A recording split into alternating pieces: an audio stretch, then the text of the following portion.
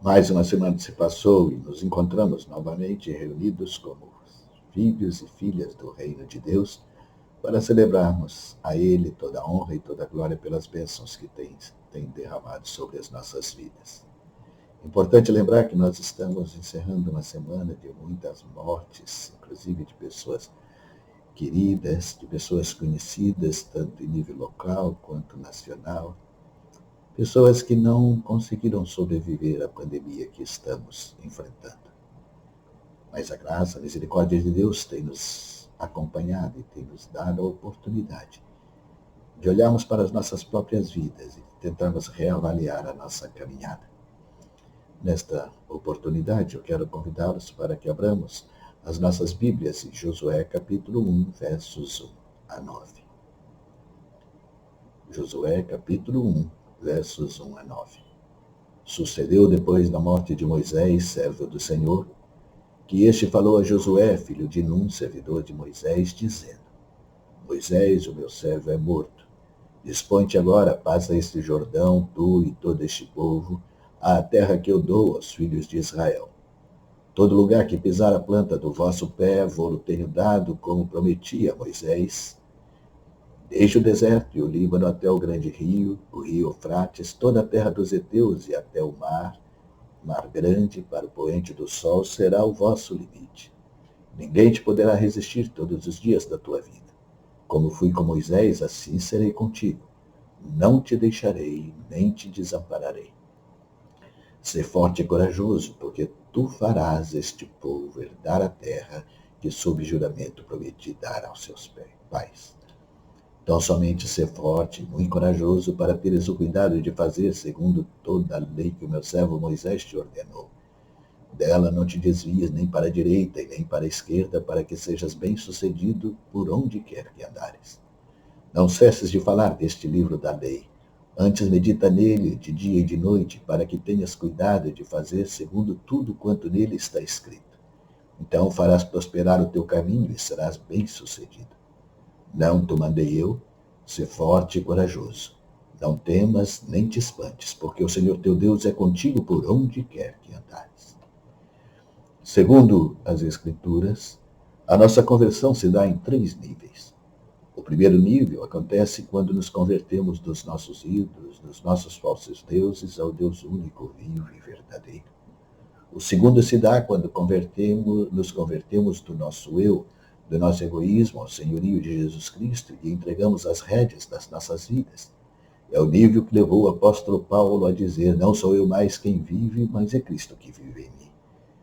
Mas o nível mais elevado da nossa conversão acontece quando nós nos convertemos à causa de Cristo. Não queremos saber de outra coisa a não ser de Cristo e Cristo crucificado. Escândalo para os judeus, loucura para os gentios, mas para aquele que crê é o poder de Deus, a sabedoria de Deus.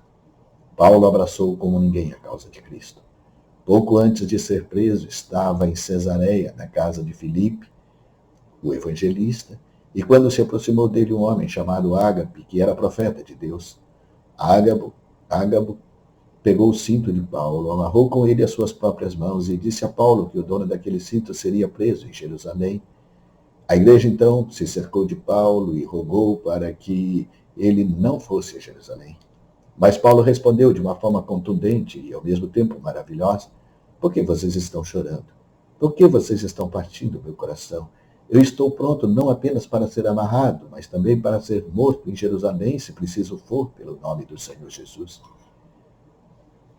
Nós vivemos hoje um cristianismo morno, anímico, insípido, sem beleza, sem brilho, sem vida, sem calor, sem compromisso profundo e verdadeiro. Ainda não abraçamos o ideal de Cristo a ponto de sermos capazes de morrer ou viver por Ele. Cristo não pede que morramos por Ele, mas pede que vivamos para o louvor da sua glória, e esse é o nosso maior desafio. Por isso, nessa oportunidade, cabe nos perguntar qual é a grande paixão de nossa vida. O que é que faz arder o nosso coração? No peito de Hudson Taylor ardia a evangelização da China. No peito de John Knox, o sonho de conquistar a Escócia para Cristo. É famosa a sua oração cheia de fogo quando ele diz: dá-me a Escócia. No coração de Moisés ardia a chama da libertação do Egito. Deus continua procurando homens e mulheres que estejam dispostos a assumir a sua causa para valer. Homens e mulheres que tomem o firme propósito de não permitir que os anos passem em branco enquanto prometem que um dia vão levar as coisas de Deus a sério. John Wesley costumava orar: Senhor, dá-me 100 homens que não temam outra coisa senão o pecado, não amem outra pessoa senão a Deus, e eu avalarei o mundo. Eu não me importo se não são pastores ou leigos, se são pastores, se não são pastores, ou se são leigos. Com eles eu devastarei o reino de Satanás e edificarei o reino de Deus na terra. É hora de nos despertarmos. É hora de assumirmos o nosso papel histórico como povo de Deus e responder à sua pergunta: a quem me enviarei? Depois de dizer a Josué que chegará a hora de assumir o seu papel histórico, Deus promete alargar as fronteiras dos seus sonhos. Ele diz a Josué: eu, como prometi a Moisés, todo lugar que puserem os pés, eu darei a vocês. O seu território se estenderá desde o deserto e o Líbano até o grande rio, o Eufrates, toda a terra dos heteus até o grande mar no oeste. Quando nos comprometemos com Deus e o seu reino, nós começamos a pensar grande. Deixamos de ser um povo pequeno com sonhos medíocres. Uma das grandes tragédias do nosso tempo é a falência dos sonhos e a pobreza dos ideais. Vivemos numa época em que as pessoas, e em especial a juventude, abdicam dos seus sonhos. E isto é extremamente negativo, pois a vida não é só passado e presente, mas é principalmente futuro. A vida é sempre antecipação e futuro, nós somos projetos. O homem é sobretudo futuro. Lutero, Calvino, Wesley foram o que foram porque sonharam e permaneceram fiéis aos sonhos do reino. Lendo sobre Wesley, eu percebi a dimensão do que foi esse homem de Deus. A sua agenda de estudos era assim: segunda e terça-feira ele estudava grego, história romana e literatura. Na quarta-feira ele estudava lógica e ética, e na quinta-feira ele estudava hebraico e árabe. Na sexta-feira ele estudava metafísica e filosofia natural. Sábado, composição e poesia, e domingo, divindade. Pregou durante sua vida uma média de 3 sermões por dia, durante 54 anos, o que resulta em 44 mil mensagens. Viajou 320 mil quilômetros em lombos de cavalo. Publicou um comentário da Bíblia em vários volumes, dicionário de inglês, livros sobre filosofia, história da igreja, gramática inglesa, hebraico, língua francesa, língua grega. Escreveu sobre medicina, escreveu sobre música clássica e editava um jornal.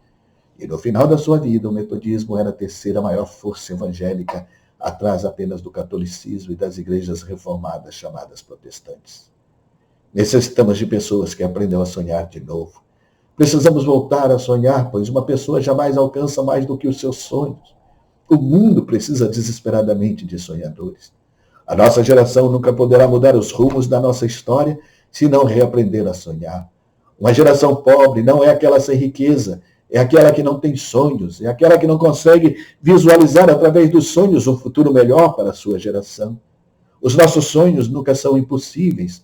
Nós é que nos acomodamos, nós é que nos submetemos aos oportunismos, nós é que estabelecemos alvos egoístas, não temos a coragem de lutar e, mais que tudo, não aceitamos a causa de Deus porque não cremos nos valores do seu reino. Assim como na vida de Josué, Deus quer fazer grandes coisas em nossas vidas e através das nossas vidas. O que nós precisamos é alargar as fronteiras dos nossos sonhos, voltar a sonhar os sonhos de Deus e abraçar os seus ideais. Deus chamou Josué e disse: ninguém conseguirá resistir a você todos os dias da sua vida. Nietzsche já declarava: não me importa o que fazem comigo, mas o que eu faço com o que fazem comigo.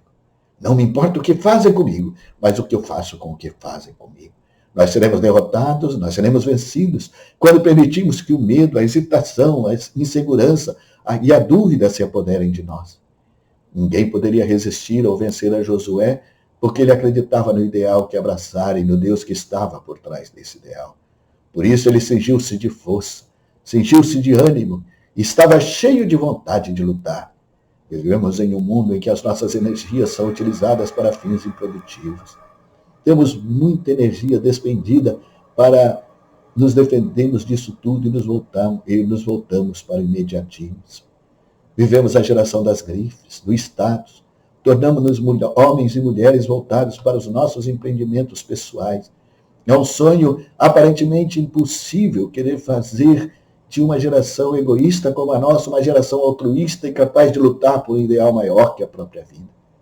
Mas que coisa extraordinária quando isso acontece. Quando o ideal toma conta do coração de um homem, ele se torna invencível e se transforma no herói da fé. Foi isso que fez David Livingstone, médico inglês, embrenhar-se pelo interior da África para cuidar de tuberculosos.